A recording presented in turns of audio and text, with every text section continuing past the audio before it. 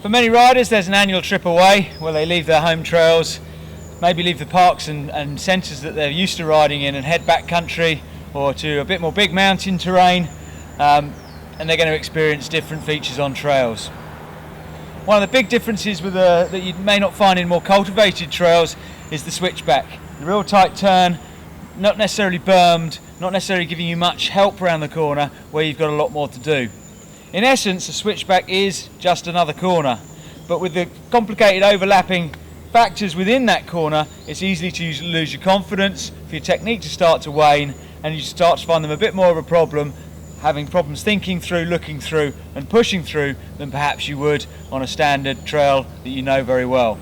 Switchbacks can present performance cues to riders of all levels, things that affect the way we ride, those physical, those inputs that we get, the visual, the ones we see, and the waiting or anticipation, the sort of fear or flight-based fight responses that might kick up as we approach one. So looking through, thinking through and pumping through are going to be good skills to develop. We're going to match those with our physical skills, our footwork, looking, body position, breaking down the trail into an entry, a section and exit, using good speed control and energy management. So all of our 8 standard run-of-the-mill physical elements that we look at with all the techniques we're looking at are going to apply here today in mastering switchbacks, or at least starting to feel more comfortable if you don't manage to master them. You can think of a switchback pretty much as a condensed corner, a lot of change of direction in a short section, added to which they're usually on the side of steeper hills, so there's going to be a big gradient change between the entry and the exit. There's a point at which we're going to go down the fall line of the hill, but we have to cut across that fall line to get onto the next traverse. So adding all those factors in together, we start to come across a number of issues that we might need to work harder and train ourselves harder to work through and work round. So starting off things with a nice plain vanilla kind of switchback, we've got quite a nice flat run in fact a little upslope as we come into the switchback, and we've got quite a nice wide apex to play with, so we can play with line choice a bit more than something that's a bit more gullied and steppy. We've still got a relatively smooth surface through this one, probably a sign that people have found it easier so they're not over braking and skidding through the section, and we've got a nice long run out and an open run out. Here my visual cues are more limited, there's less drawing my eyes down and into the trail, but there are still going to be a few key points and key moments when my vision might drop. I can look right through the corner early, there's no trees on the inside, but that may present itself with a little problem on a bigger mountain where the eyes open up, look round the corner and focus on the gradient below and how far they might roll if they don't make that corner. So keeping your eyes alive and looking through the corner, as always with any piece of trail, keeping that vision where it should be really important. There's no high point at my eye line as I enter this switchback. I've got to look through to a virtual high point further on down that trail. So training the eyes, as always, paramount, particularly when it comes to corners. Next, and this is really just a recap on basic cornering skills for any flat radius corner, any berm corner, just applying it in a slightly more intense and much more concentrated format on the switchback, is that footwork.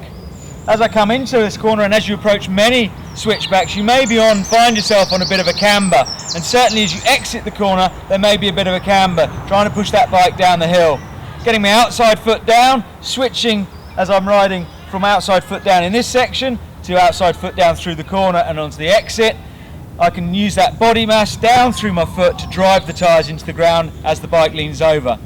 Dealing with camber we've looked at before as well. A little bit of hip twist, twisting your hips back up the slope, making sure that if the bike does start to slide, your body mass drives it back up the hill rather than down the hill, really important.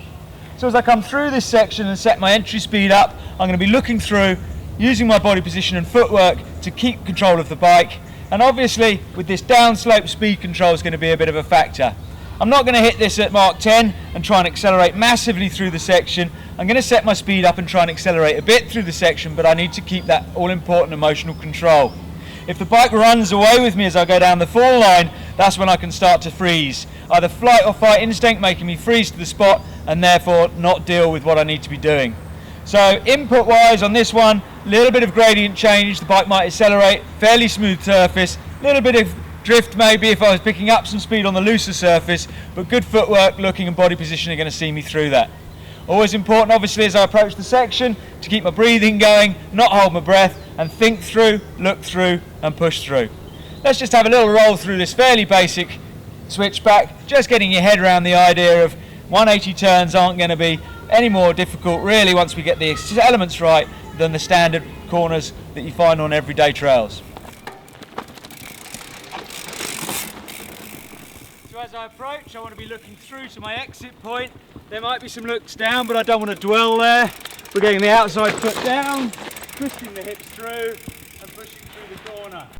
So as I come into the corner, this section here, where I'm into the section, is where I can experience some acceleration, and that might push me. The bike might start to run away with me. It might also encourage me to look down and in. What we've got here is pretty much a transition on two axes. We've got the horizontal of the actual corner, and we've got the vertical of the down to out. Down to flat really likes to suck my eyeballs in. Into corners, not out of corners. Again, it's easy to get my vision stalling there. So it's really quite a challenge for some to get their head up and look through. There will be looks down. How often and for how long for are the things we want to try and work out. We want to reduce that dwell time. If my eyes freeze on the trail, as my body catches up to where my brain's got to, there's going to be an element of over braking. And all the time I'm looking into this flat spot or into the corner rather than out through the corner, my body position tends to freeze a little bit. As I come through the corner and out, we've got a little bit of an off camber as we come out, having used this kind of entry, slight half a berm almost, but on the outslope there's none of that. So I can't be railing around the top and hoping to get some grip up on thin air. I've got to get my hips over, get my outside foot down and look through that section. This fairly plain vanilla slow air entry, accelerating through and out. Not too technical, but certainly a good place to start working on that technique. Now let's take it up the hill a little bit, where there's a little bit more the way of input and where the push might start to kick in a bit more and where we might be in danger of becoming the over-rotating mass and the bike the under-rotating. So rather than the bike accelerating, we're accelerating faster than the bike. Always a bit of an issue.